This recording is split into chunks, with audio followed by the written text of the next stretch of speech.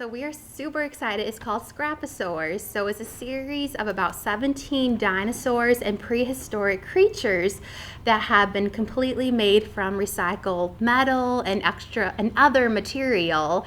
And so the artist Dale Lewis, he's from Minnesota. He really just kind of started the sculptures as a hobby, something to do after he retired. And now he has over 100 sculptures. And so we were fortunate enough to meet him a few summers ago. He was coming to Sioux City because he had this giant metal giraffe that he was bringing downtown Sioux City. And we're like, well, hey, sir, what's this giraffe you have on your truck? And he explained that this is what he did. He was this artist. And luckily, we kept his card. And so when we were thinking about how to replace an old carving that we have outside from a cottonwood tree that used to be a pelican, but over time it aged and had to be removed, we're like, what can we do out there that will last for many generations so the kids can enjoy? And so we decided to do a metal sculpture of a pelican because that is our mascot of our kids club, Percy the Pelican. And so we try, a few resources here closer to Sioux City. We weren't having much luck.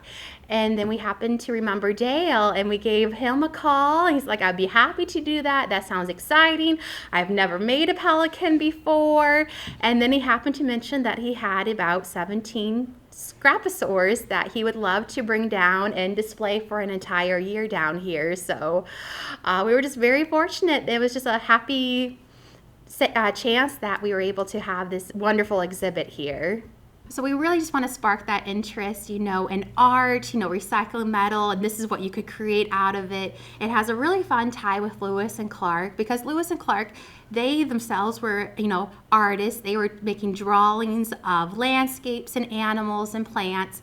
And they were also, amateur scientists. They were collecting fossils as well during the expedition. Just south of Sioux City in Harrison County, they actually collected a fossilized jawbone of a prehistoric fish. So even they were finding dinosaur fossils, even though they didn't quite understand what they were finding, these dinosaurs, but they were finding fossils. So we just really want to spark that interest in art, the science.